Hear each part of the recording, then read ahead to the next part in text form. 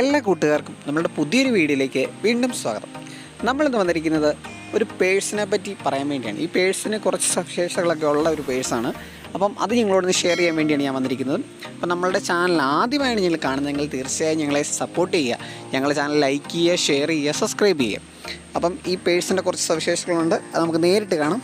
നമുക്ക് നേരെ വീഡിയോയിലേക്ക് കിടക്കാം.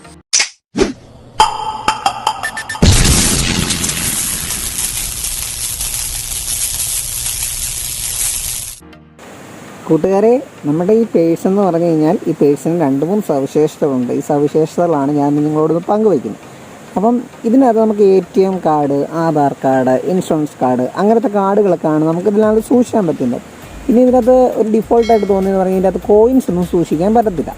പിന്നെ നോട്ട് നമുക്കിപ്പോൾ ഒരു 2-3 നോട്ടൊക്കെ 2, 3, 4 നോട്ടൊക്കെ ഇതിൽ നമുക്ക് ഒരു സൈഡിലൊക്കെ ആയിട്ട് വെക്കാൻ പറ്റും.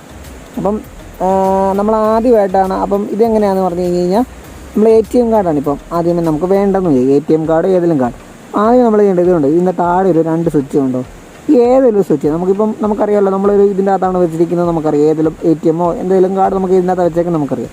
നമ്മൾ ആദ്യമേ അതിനകത്താണെന്ന് ഇങ്ങനെ പൊക്കുക. പൊക്കി കഴിയുമ്പോൾ ഇതുകൊണ്ടോ ഇങ്ങനെ കാർഡ് കയറി വരും. അതുപോലെ തന്നെ മേളിലത്തെ പൊക്കി കഴിഞ്ഞാൽ അതുപോലെ തന്നെ കാർഡ് കയറി വരും. അപ്പോൾ നമുക്ക് ആവശ്യമുള്ള കാർഡ് ഇപ്പോൾ ഒരെണ്ണം എടുത്തിട്ട് നേരെ തന്നെ അതിൻ്റെ അകത്തിട്ട് വെക്കുക.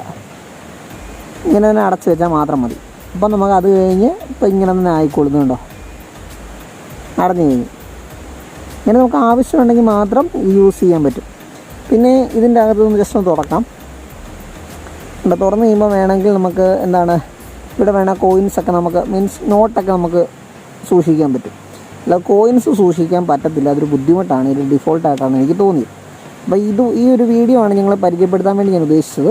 അപ്പോൾ നമ്മുടെ വീഡിയോ എല്ലാവർക്കും ഇഷ്ടമായെങ്കിൽ തീർച്ചയായും നമ്മുടെ ചാനൽ ലൈക്ക് ചെയ്യുക, ഷെയർ ചെയ്യുക, സബ്സ്ക്രൈബ് ചെയ്യുക. Thanks for watching.